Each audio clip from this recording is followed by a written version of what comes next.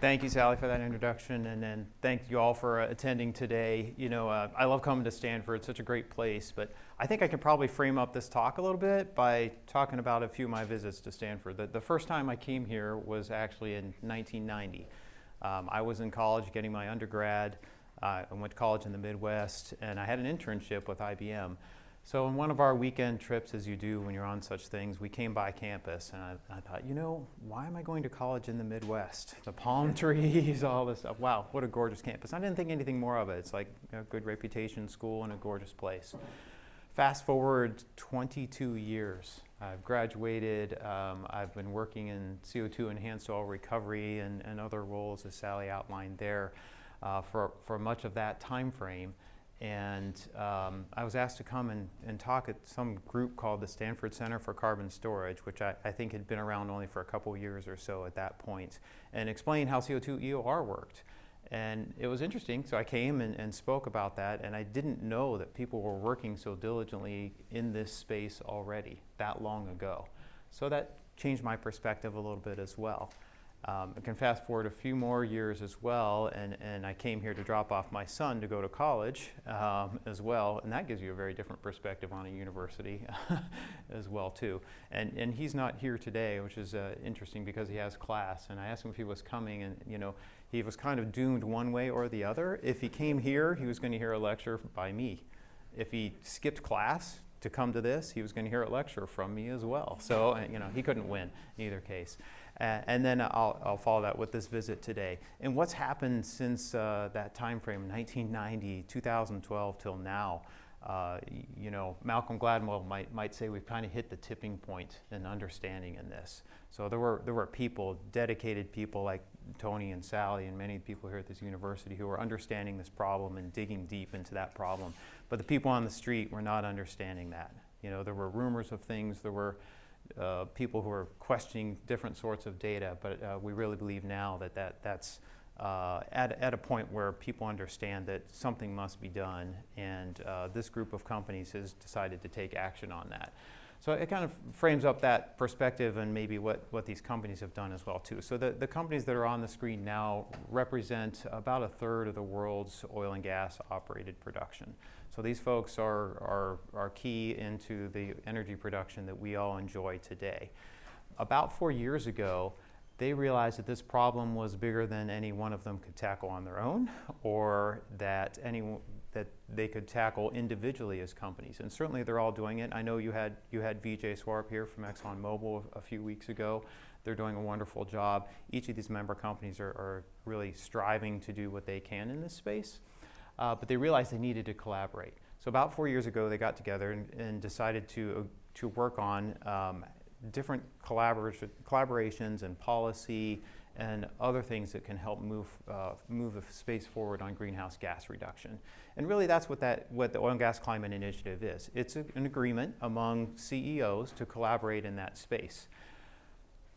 So about 2 years ago, a little more than 2 years ago, they realized, well, we probably ought to commit some funds to push some of this forward as well too. So they formed a company, an investment fund, Climate Investments. And Climate Investments is that fund that Sally described. It's the $1 billion+ that we have to go around the world to find the best climate improving projects, really striving in the industrial space to reduce the carbon footprint on the world. So we invest in innovative low carbon technologies, implement those solutions somewhat within the member companies and then also around the world, and then strive to have an impact at a global scale. And what is an impact at a global scale? Well, you can see numbers from various sources, but the world right now is emitting more than 35 tons, 36, 37 million tons per year of CO2, plus other greenhouse gases. So we're pushing up towards a number close to 50 million tons a year is the direction that we're headed. So truly we need to have an impact. At Climate Investments, we want to have a gigaton scale impact on that. So we're striving to have something that's quite measurable with that. A lot of the greenhouse gases that are impacting our planet now come from the energy and industrial sectors. It's roughly about 3/4 of that according to the IPCC. And so we have attacked 3 different areas to reduce and the first one is reducing methane emissions in oil and gas. And if you're familiar with greenhouse gases, methane, if it's measured over a 100-year time frame, it's actually a much more intense greenhouse gas than CO2 that we all know about. Much more intense. But if you measure it over a time scale of 100 years, it's about 30 times more intense. If you measure over a shorter time scale, it's even more significant. So while the amount of emissions in methane are very, very small, the magnitude is quite high. So that's the first area that we're focusing in. The second is reducing carbon dioxide emissions in energy industrial spaces. And this really hits on more efficiency. And I'm going to talk more about all these and give you some examples of our investments as well in these spaces too. So that's the second area. And the third one is carbon capture and storage. So the first section here I want to go through is tell you about some of our investments in the methane reduction. In methane reduction, the first thing we need to be able to do is detect, and then once we are able to detect, then we can measure, and then we can mitigate. And using that pathway, here are the few of the investments that we've made. The first one is GHGSat, and GHGSat has small satellites. They're about this big satellites. That are circling the globe right now, and they're finely tuned to the spectrum of greenhouse gases. In particular, methane is a very good example. So Forbes did a good story last November about one of their satellites that was seeking the amount of methane that was being emitted from mud volcanoes in Turkmenistan. Because what else are you going to do on a weekend but something like that, right? So they were seeking that, and what they ended up finding was a very large point source anomaly of methane. And it turned out that there was an oil and gas operator there that had emissions that were much greater than they anticipated. They were able to get that emission stream shut off. That's the equivalent of 1 million cars on the road per year. So a huge significant impact. So that's one way that we're striving to reduce methane emissions. Second investment, Kairos Aerospace. Kairos is working more in the flyover space. They've developed some technologies for detection and then measurement of methane as well. So they're doing flyovers. They're doing like flyover of the Permian Basin, which is a large area that's been in the news a lot, and helping find any methane leaks that are there. Then we have SeekOps as well, that is working with drone technology to again fly around and find those different methane leaks. And then a couple on the mitigation side. One is Clark Valve, and valves are of course used everywhere in many different applications. Clark Valve has created a new valve that's called a shutter valve, and I have all the websites for these. You can look up more of them. They've recently received a Navy certification that's very rigorous for use in military applications as well. But the great and novel part about the valve is that it has much smaller fugitive emissions than other valves. And so with that again reduces the amount of methane that leaks. And this is a good example where the member companies of OGCI are using many valves, so we can ask them from the climate investment side, hey, will you guys please use some of these valves? And they have. And they've used them, they've deployed them so they can learn about them and therefore reduce methane with those. Another one is Kelvin, and Kelvin is a very innovative company that is they're continuing to improve their technology. It's really intelligent systems for monitoring and operations, both in upstream oil and gas and in midstream oil and gas side. So this whole section, because methane is produced by oil and gas companies, is going to be focused on oil and gas. But I want to be clear that the funding that the member companies have put out is not just to decarbonize oil and gas. The other two areas are broad, way beyond oil and gas, and we want to look elsewhere across all industrial sectors. So the second area is in reducing CO2 through efficiency. And one of the challenges, I see some of my friends here from EPRI, and we were speaking this morning about power efficiency and the actual conversion of raw energy. So if we look around the world, as much as 2/3 of the energy potential in generation is wasted.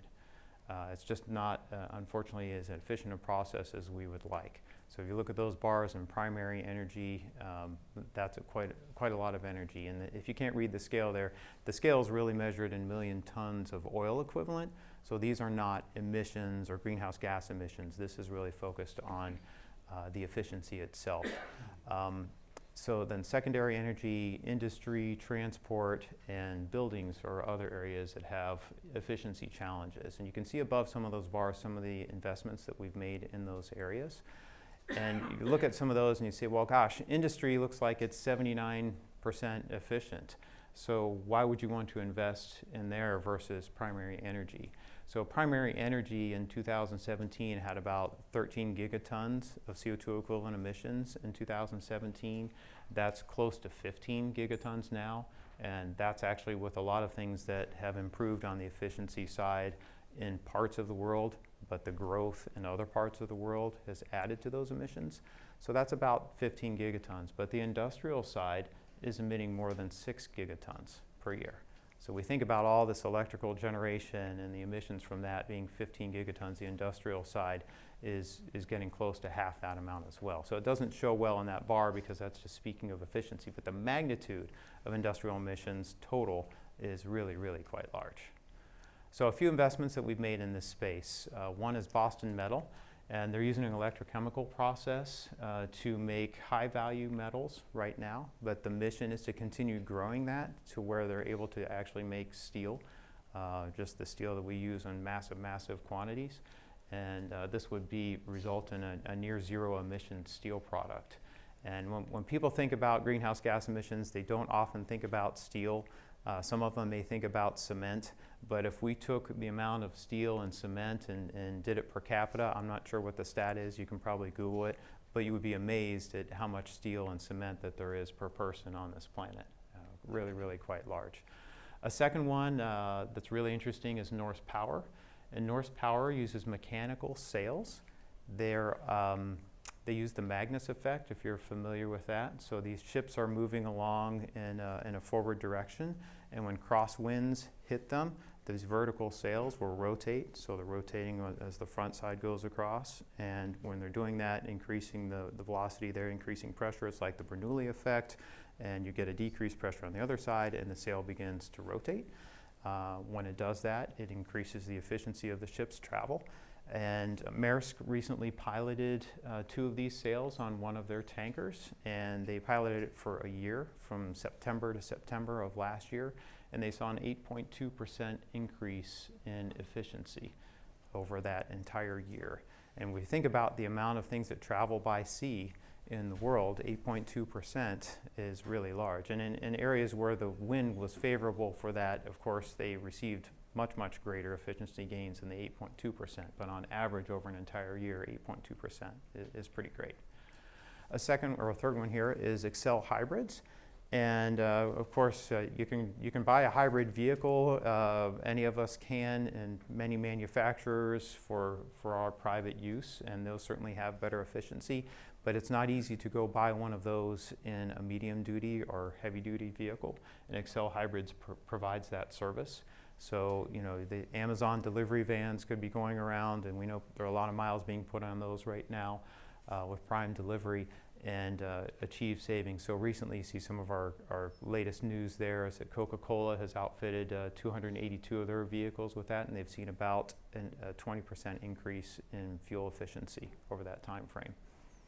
Acades Power is another one, and Acades Power uses somewhat of an older technology. I mean, you might say World War II aircraft, if any of you are history buffs, and opposable piston engines, but the technology has improved a lot since World War II. And so they have kind of rekindled that and realized that there's actually more efficiency there in the heavy-duty engines, and they recently have a collaboration with the U.S. military to use those as well, so that they're going to have a lot more efficiency than a standard internal combustion engine. And finally is 75F, which 75F is really just, it's a great name for the company, but 75F is roughly the temperature that you and I are most comfortable on average in a building like this auditorium we're in today. And 75F uses machine learning to understand, for example, how this auditorium is used day to day, week to week, hour to hour, to adjust the climate controls in this room and in other sections of the room. So we say that it's in commercial buildings. It could certainly be used in your house just as easily as well. But recently they have installed it in Shell's facility, their technology center in Bangalore, and they've seen a 36% energy savings overall. So it's really quite a diverse group of things that we're investing in these funds. But the things that we strive to invest in are the ones that typically aren't a one-off. I mean, we're excited if you have a great project that's going to create some efficiency, or it's going to make this single auditorium more efficient, or some single vehicle. But we really want the things that can be replicated. Our goal with this $1 billion fund is not to turn $1 billion into a huge financial return like a typical venture fund. Our number one goal is actually the impact. And so when we're working as a team, and we're headquartered in London, we have people around the world, but when we're working as a team, we're striving first to understand that impact. And so if we can do something that maybe has a megaton savings or smaller, but can be replicated across a state, across a nation, across the world, that's really what we're striving to find. And we don't want to go do all of those that are there, and we may even compete against ourselves, because some things will win, some things will lose. We just want to find those ones that are the great movers that are going to have a dramatic impact. Finally, and this is one where I've spent most of my time recently, is carbon capture and storage. And we have utilization as well, and we need bright minds like the folks in this room to find more ways to utilize. That's a spot where we struggle to find things that are of the magnitude scale that we need to really impact the problem. But certainly CCUS is a vital part of it. So Colin O'Mara, who's the CEO of the National Wildlife Federation, said recently that there's no reasonable conversation about reaching the Paris goals that does not include CCUS. And the IPCC says that as well, that we're really not going to achieve 2 degrees C unless we have CCUS. And this is one of the things that it's not quite as exciting as driving a spiffy new Tesla down the street. But when you look at the numbers and math, you realize that it's really quite vital to the future. So if you're familiar with CCUS, I don't know, some of you maybe more or less, we have industry creating all the products and goods and services that you and I demand and need all the time. And they're making things that a lot of times you might not have even heard of. I was in Louisiana a couple weeks ago with groups of industrial folks who were striving to figure out how they could capture and store their CO2. And their names you may know of the companies, but if I told you what they made, I might not even be able to explain how that connects to something that you're using. But those base products are really important. So all of those things, and certainly you've heard of steel, concrete, and chemicals and things like that in industrial and the power side. But then there needs to be some sort of capture that occurs. And when we look at economics, and I have a little slide about economics, this is some kind of a technical and business presentation a little bit today, just to give you some flavor, and I'm happy to entertain questions on both of those. The spot that we most desperately need help is ways to capture carbon more efficiently, lower capital and lower operating cost. The standard processes now are wonderful and they work, but they take a lot of equipment, a lot of operating costs to do so. They're very reliable. There's no concerns about that technically, but finding lower costs are really important. So I'll tell you about at least one of our investments in there too. So a few of our investments in the carbon capture and storage section, Svante. Svante, if you've been following this space for a while, it used to be called Inventus. And they have a solid adsorbent. I guess I can back up for those of you who aren't familiar. The most common carbon capture technology now is an aqueous amine solution. And in this case, you take a gas stream that has whatever percentage of CO2 in it, and you're flowing that through a column. When you're putting this aqueous amine through it, it creates a weak bond with the CO2, and then the amine has absorbed that CO2. The gas that comes out is CO2 free, and you can do what you need to with that. And then the liquid amine is heated up and that CO2, those weak CO2 bonds are broken, and you have a pure CO2 stream, which you can do what you need to for that, store it, use it for EOR, et cetera. So all the equipment to do that and the heat that it takes to regenerate that is the energy and capital cost to which I'm referring that's expensive. Well, Svante has come up with a solid adsorbent, and they're using a temperature swing adsorption process. So they're taking, for example, the exhaust gas from something. So take an industrial gas turbine or something that might be generating electricity or something for you.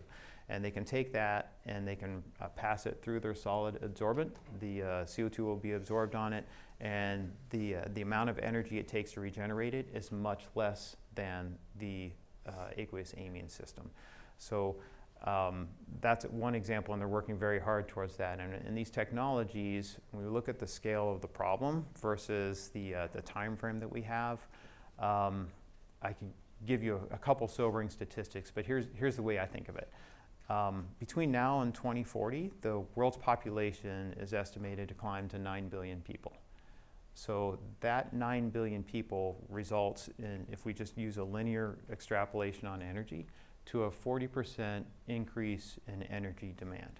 So 40% energy increase between now and 2040. So over that same amount of time, by 2040, we need to cut our greenhouse gas emissions in half. So that is a sobering challenge, all things considered. So these things need to move forward, and they need to move forward quickly. And the process to go through, it's when we get to talk about financials a little bit. If I have a great technology, you might be willing to invest a little bit of money with me in a great technology. But if I have a great technology and I tell you I need $1 billion to build it, no one's going to write that check. So these things have to go through scale-up processes. A lot of them start in great places like this in academic settings where someone has a great idea and they spin off and they have a new company. They develop it on a bench. Then they do another test, and maybe there's a field test. Svante is at the stage now where they have a 30 ton per day facility that is operating in Canada. So that's great. That needs to be scaled up to a 300 ton per day and then a 3,000 ton per day. So we're in the process of growing that one, and they're working on their absorbents all the time. Econic. Econic is a company that makes polyols, and again, we talk about those chemicals that you don't know that much about. So polyols are chemicals used in plastics manufacture, and it's just a number of hydroxyl groups is the poly part of the polyols. And so they've got a demonstration plant agreement with a key customer now. Solidia is one of the ones I'm most excited about because a lot of people don't think about cement and concrete, but there's a lot of it around us right now where we are, and it's a lot around the world. And Solidia uses a process to cure, in the manufacturing and curing of cement, and consequently concrete as well, using CO2. And if you're familiar with, I think of it in simplistic terms, if you have hard water in your house and you get that white scale on there, a lot of that is calcium carbonate. And calcium carbonate is very hard, rigid stuff. There's other minerals in that too in your water, but you can think of it as that. And that makes a very great portion of a cementatious product. And right now, they're in the midst of converting a plant, an EP Henry plant, which makes pavestones, over completely to this process. So the entire plant is going to be using CO2 to make their pavestones. And the cement industry takes a little bit of time to move, but plant by plant, these can be converted, and they can be converted in places where CO2 is available, where it's been captured from some other facility, and then we can actually be doing more and more pavestone plants that way. And of course, then they want to move into the ready mix market, which is the cement trucks that you all see pouring sidewalks and roads and things like that around the world as well. Huge, huge potential there because cement is a very large emission source for CO2. Then the last three on this, and I've got a fourth one as well too, are really in the project space. And when Sally gave me that kind introduction, I've worked most of my life working projects, and I enjoy that very much. So people come to me all the time and say, I've got a great project for capturing carbon, but quite often what they have is an idea, and an idea is slightly different than a project. So in order to have a carbon capture project, you must have some sort of emission source, and you must have some way to manage that emission source, meaning that it's either your emission source or you know the person and they're agreeing to capture that carbon. You've got to get it captured in some way. You've got to get it transported somewhere where it's going to be used, either turned to polyols, or it's going to be stored, either stored through enhanced oil recovery or just stored in a saline formation underground somewhere. And then you've got to have that. You've got to have that site characterized and understood. And that whole business case needs to, at least on some high level, make sense. And when you put those criteria on it, there are a few projects in the world that can make sense. We're blessed in the United States, and that's why even though Climate Investments is headquartered in London, the folks that are working CCUS are in Houston, as where I office as well, because we have a tax credit there in the United States that actually provides $35 per metric ton of CO2 that's stored through enhanced oil recovery, or $50 per metric ton of CO2 that's stored just in a saline formation underground or otherwise used, or even pulled directly from the air for direct air capture. So that credit helps offset some of those capital and operating costs and can make some of these projects viable. We're certainly doing projects elsewhere in the world as well too, but the U.S. fortunately is on the leading edge of that. And that's going to lead to more technology development here. That's going to lead to more opportunities then that can be used around the world. And when I talk about these three areas, over the last couple of years, there's one number that really gives me hope. And that number is 1,000. And why 1,000? Because there have been many more than 1,000 companies and individuals that have come to Climate Investments saying, I've got an idea that is going to do it. I've got an idea that's going to capture carbon, that's going to reduce methane leakage, that's going to make something more efficient. And when there's that much energy and enthusiasm with people, and as Sally mentioned, there's the Breakthrough Energy Fund, there are other people out there as well, but to have that many people coming to us, and the number is growing. If I were to plot it, it was few at the beginning, and it's growing and growing and growing. So anytime you get that many smart people coming out there are going to be the ideas that are there. So that number gives me hope. So let me talk about a couple of the projects. The first one is in the UK, in the Teesside area. The Teesside area in England, the eastern coast, is a very industrial area. You might think of it as more like the Texas Gulf Coast or something like that, where you can picture a lot of plants and a lot of heavy industry going on. Except this space has been around for quite a long time. So what Climate Investments is doing in that area is collaborating with other emitters. And this is something that we call a hub sort of concept. So if I have a source of CO2 and you have a source of CO2 and our economics aren't working necessarily to capture it alone, maybe we can get together and maybe we can find a way to work together and make this happen. Well, in the Teesside area, there are quite a few sources of CO2. There's ammonia plants, there's chemical plants, there's a biomass plant, so there's multiple plants of CO2. And what we're going to do is pipe that CO2 offshore to an offshore platform that's a depleted gas field. So there's a depleted gas storage area there. There's also a saline storage area there. We're working to figure out and characterize which of those areas is going to be best to store the most CO2. We can capture all that CO2 together. And there are 5 of our member companies are working together on that one in the UK. That has the potential to store 3 to 5 million tons per year of CO2, which is a good measurable impact. But as I said, each one of these projects that we do is to demonstrate that it can be done and then show it to others. I mentioned the policy in the United States with the tax credit that's so favorable.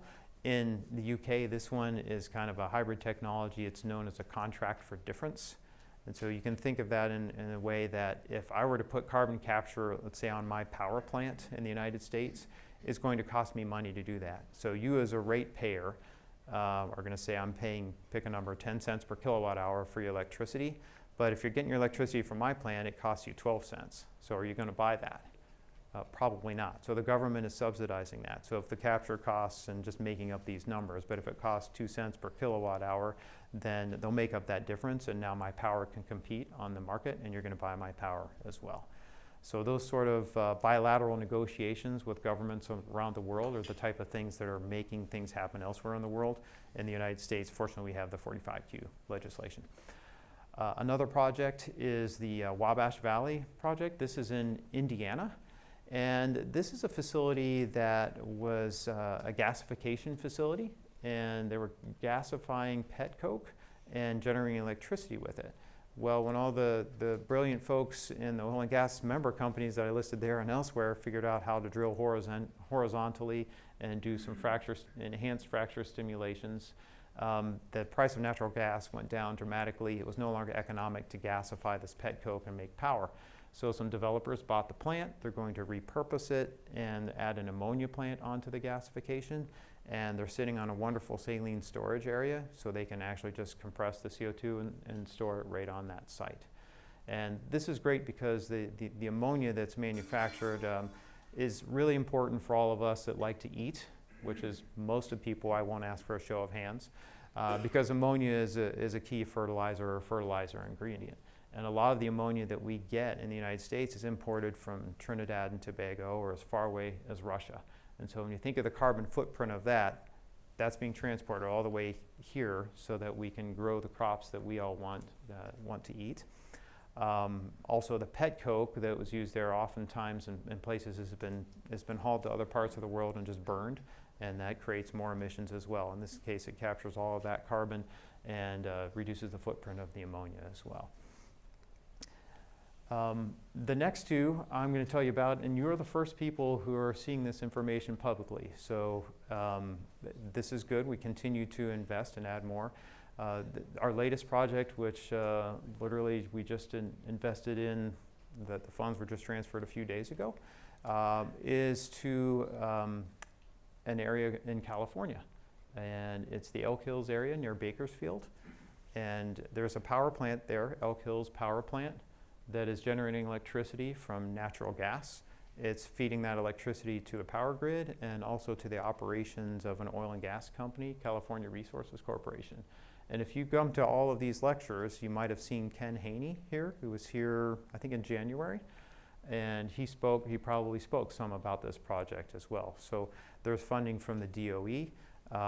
There's a feed study going on with the great folks at EPRI here are leading that feed study, working with Fluor on the capture portion of that facility, and we are providing funding for that and more as well as in partnership for this one. So we're quite excited about this one for several reasons. One is that there are a lot of natural gas-fired power plants in the world, right? We're seeing coal plants being shut down. There's more natural gas that's in place. This will enable several things. One is California has a cap and trade system. Second, it has a low carbon fuel standard, which we can talk more about. Don't have time to talk in too much detail about that, but those are additional revenue sources for it. And the CO2 does not have to be transported. They're sitting on a world-class enhanced oil recovery field right there. So California can get more of its oil and gas, which is a very oil and gas hungry state and a very energy hungry state, from within its borders instead of importing it from other states and other parts of the world. And that oil that's going to be used here will have about half the carbon footprint of oil that was produced elsewhere. So this is all part of the process of this great energy transition. You hear people talk about the energy transition and the dual challenge of the increased population. The way we view it is we're going to need all of these different energy sources, and we're going to need them all at least for many decades as we work through this. So all of these things need to happen. We need to be doing carbon capture. We need renewables to continue to grow. We need all of those things in order to meet the energy demands of the world. So we're excited about that one. That'll capture more than 1 million tons per year. The exact amount will be sorted out in the front-end engineering and design study. The next one is you're the first to hear about as well. And I want to put this here because it's somewhat similar to the one in California, but in case you're not familiar, California and Texas are very different places for lots of reasons. Certainly politically and elsewhere, but I will, because I'm living in Texas, I have to let you know, of course, that Texas is the #1 wind energy producer in the United States. So we're very large on the wind side. We're also certainly very large on the oil and gas side. And in the area of West Texas and eastern New Mexico is the Permian Basin oil and gas field, which has been doing CO2 enhanced oil recovery since the 1970s, safely and effectively with tens of thousands of wells. So when I hear people talk about safely storing carbon, and I was telling Sally earlier when she had invited me out and I had spoken here in 2012, the one question I remember distinctly was someone saying, well, how do you know that CO2 is going to be stored down there for hundreds of years? And I said, well, I don't know exactly, but I do know there's tens of thousands of wells that have been doing it for 40 or 50 years, some of which were drilled in the 1930s. So I feel like we can probably figure this out with 1 or 2 or 3 or 4 wells in an area with today's science and technology. So when I hear that part about storage, I'm extremely confident, and I'm extremely confident with the people you have here as well too that understand how that CO2 is stored underground. So in Texas, this one is located in the Permian Basin, so that CO2 can come off that power plant that's currently being emitted right now and be put into the Permian network and used for CO2 enhanced oil recovery. That one's in advanced negotiations. It's not signed yet, but it should be really quite soon. So those are a few on the carbon capture side, and I want to be respectful of time here too, so I'm going to tell you just a little bit about the financial side. So in order for these things to happen, one thing you know is that money has to change hands. It has to be profitable for somebody. No one's going to just dump all their money for altruism. Some people will if they have a lot of it, and thank you for those people that do that, and we all want to give as much as we can. But the amount that's here surpasses the fortunes of most humans on the planet. So the way that we're seeing some of these business models work in the United States, the concentrated streams, the ones that have a high percentage of CO2, either have no capture cost or very low capture cost. They might just need to be dehydrated, compressed, and stored. Those ones have an advantage, of course, because it reduces the cost a lot. And if they're close by somewhere where they can be used, they can have a shorter transport, and then the storage cost is reasonable as well.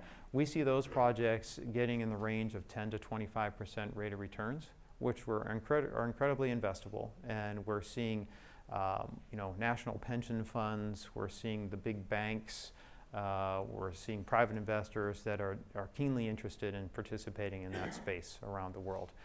Where it gets more challenging is in the dilute streams. And the dilute streams have that higher cost of capture.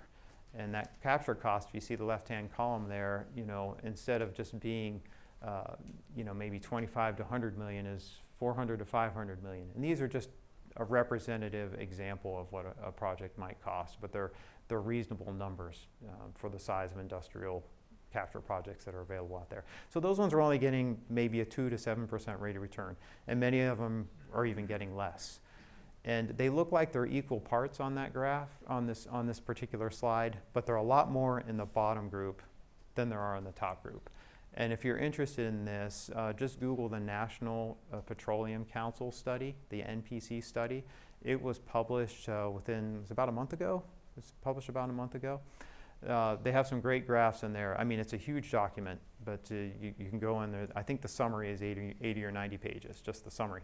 But you can go into some of the very beginning parts of that, and you can look in, and there are a couple graphs that show the amount of emissions of greenhouse gases that are occurring and the ones that they view are economic. And there's a large portion that aren't quite yet there. They aren't there by a lot. And so we need to continue this innovation. So Climate Investments will continue to invest in innovative technologies. We'll continue to strive to find those new ideas. Some of them won't win, some will. And we're going to strive to continue to do that. We'll also strive to create areas where people can collaborate together. This picture shows our first 5 hubs where we believe there's enough proximal storage and enough proximal sources of CO2 between multiple players that they can collaborate together. And our member companies are working very strongly in these areas. So the Teesside hub in the UK, BP is really taking a very strong lead in that one and collaborating people there. And the Gulf of Mexico, it's so large we're likely dividing that into a couple, and we have folks from Shell that are leading in Louisiana, and folks from Oxy are leading in Texas. The Port of Rotterdam in the Netherlands, there are multiple member companies working on that one. The open source project in Norway, Equinor is working that, and that one's going along quite well. It's an offshore subsurface storage area for Eastern Europe and beyond. And I haven't talked much about China. China's a very large emission source. They have a lot of coal-fired power as well. But what you might not know is they're working very diligently in carbon capture too. In many ways, they're leading in a number of areas.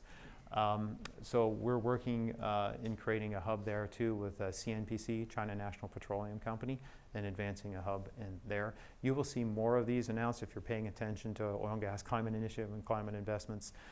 You'll see more of these announced throughout the year as we're identifying some, and some of them may be coming to a state near you as well.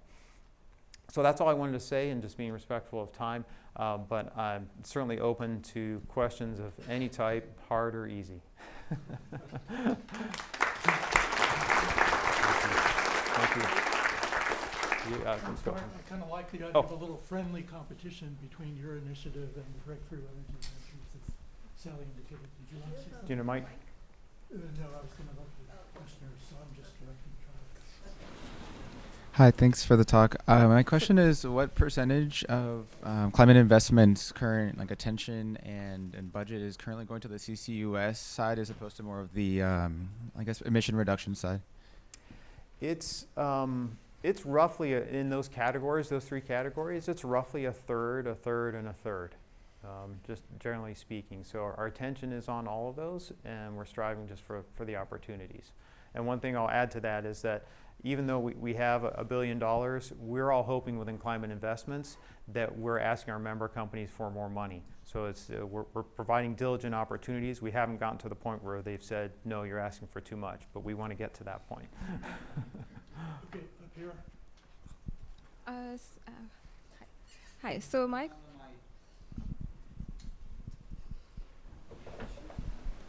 hello. There we go.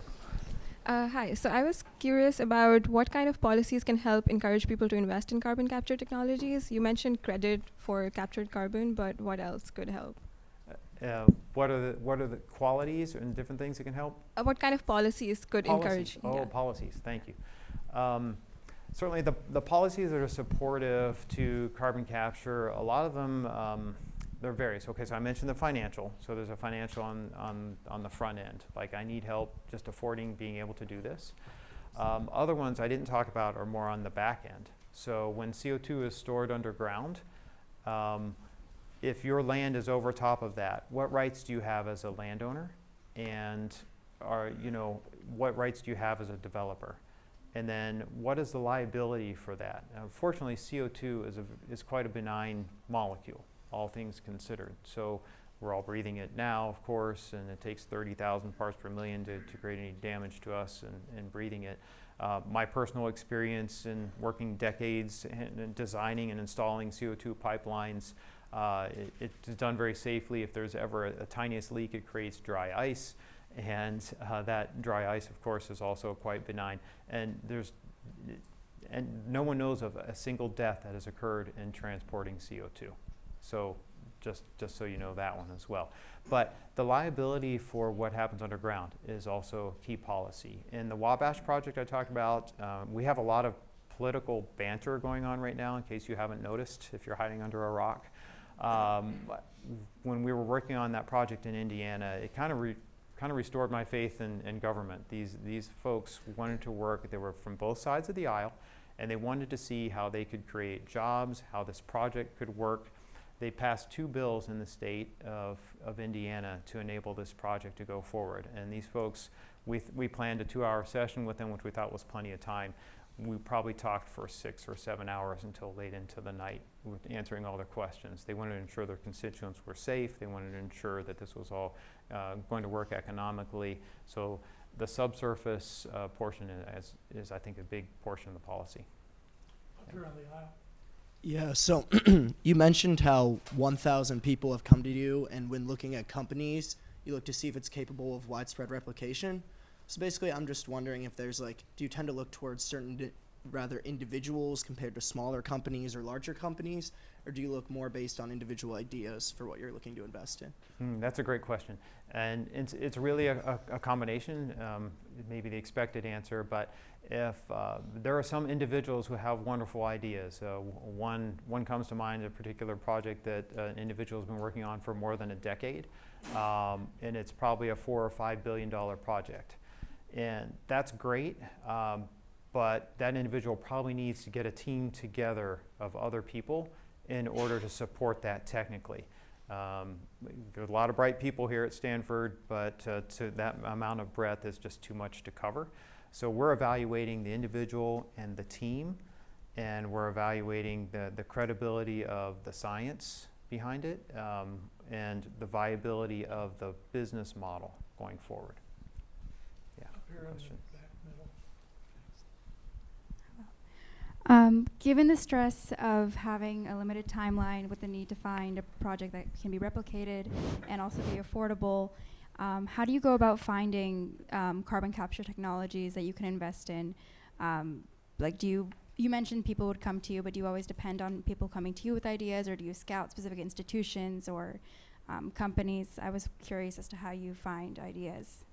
Well, if you have a good idea, I'll talk to you outside afterward, because we would like that. So it's a combination. On our website, we have just apply for funding, and some people just send us an email or fill out one of our forms and say, here's information. We also have kind of Shark Tank type investor days. We had one on carbon capture in Chicago in last September. We had a number of companies in. California Resources Corporation with Elk Hills Carbon was one of those companies.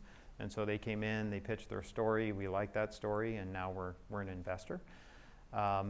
So we have days like that. We're having another one at Sarah Week, Cambridge Energy Research Week in Houston, the first week in March. And so we've had, that'll be the fourth of those type of events. We draw people in. Our website is another one. When I started working in this space a year ago, it seemed like, every other week there was some sort of discussion or meeting on carbon capture and storage. Now I think there are 2 per week. So they're all over the place, all over the world. And so through that, we've been able to network and meet a number of people, and I'm frequently approached after events like this or others with ideas. Back up here again.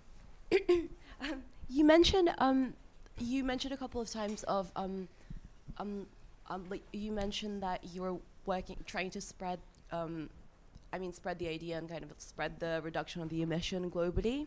Yes. And I'm just wondering, what countries have you seen have kind of like pushed back the most? Because I was expecting China to be one of them, but obviously, like you said, that they're pretty cooperative. So Right. like, what countries were the ones that were pretty opposed to the idea and like saw some legal issues, especially with Kairos, the company that flies over countries to detect the emission? Yes. Yeah. The great part about answering that question is we haven't had any countries push back and say we don't want to do this. So it's more of degree of how much they want to do this, in what ways they're actually willing to put forward the effort to do this. So there are countries that have a lot of emissions, and I've been approached like, please help us with this. But if they have no supportive policy and they have no use for the CO2, it's very difficult to make an economic case make sense. Yeah, it's just I was wondering the flying over part, Yes. like flying over the countries, Okay. like Specifically above. for Like I feel Kairos, like that could be an issue. Yes. So the way we've approached that, and and maybe GHG SAD, who's actually that company, would give a more detailed answer to that. But they're flying over, finding those things, and when they found that one in Turkmenistan, they just approached who they were able to pinpoint who the operator was, and they were able to go and approach them in a friendly way and say, hey, look, I think we found this, and they were very receptive, because they want to reduce their emissions and they don't want to be emitting that. That's methane is a product that they could be selling. So they were welcomed, although there could be some people that may struggle with it, because some of the reason that methane is emitted or flared in the world is because there are no economics supporting selling it. And so there may be some pushback cases, but fortunately we haven't found any yet. Right over here. I was curious, what are the next steps for the Norse power sales and shipping thing that you talked about? Yeah, great question. So, doing that one Maersk vessel, they will continue on and they will do additional vessels. I mean, that's what the model is. So I think that the proof that came out that was November, I think, was that when that story was written, of course, gets energy and enthusiasm for others. And so I think we're going to see that fleet going, and then we're going to see more people looking at the shipping routes where it's going to make the most sense. There's actually, believe it or not, a cruise line in a different country that is working to put them on their ship. And people are cruisers, they're on vacation, they're realizing that they're burning a lot of carbon on their cruise ship and avoiding coronavirus now, but floating around. So they want to have more eco-friendly on the cruise ship. So I think that's an interesting industry spot that's going to happen. You have a student question on the back center. Hi, my question is, how hands-on is your work with the oil and gas companies? Does it stop at the investment, or is it more hands-on as far as planning and execution goes? Okay, great question. So we're really an investment company. So we're in any of these investments, we are not owning the investment. We're not doing their work for them. And so if we use the one with Elk Hills Power that's recently there, we're investing in the carbon capture portion. We're not investing in ammonia with Wabash. We're not investing in oil with CRC in the Elk Hills carbon. We're investing in the carbon capture. So we're actually creating a separate company, and we have I'm the board member for that one, and they have board members, and so we have a board on that particular company. We do have great resources though as well. So when we were drilling the characterization well for that in partnership with the Department of Energy, there are some interesting aspects to that well. So we reached out to our member companies and said, can you help us out with this? What section should we be coring?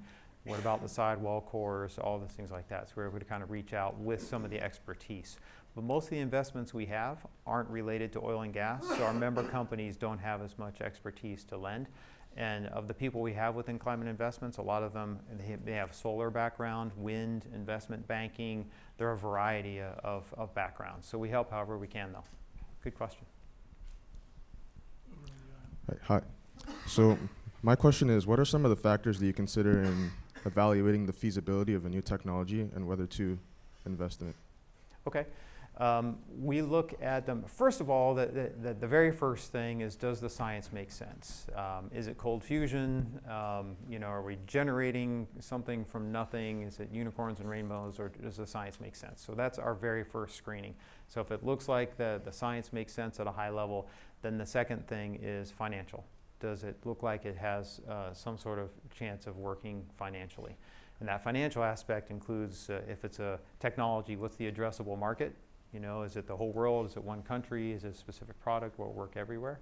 So once we've combined and done that first screening, then we're saying we're actually willing to spend more time on it. So we try to do that first screening pretty quickly. As you can imagine, if 1,000 things have come in over the last 2 years, that has to happen pretty quickly.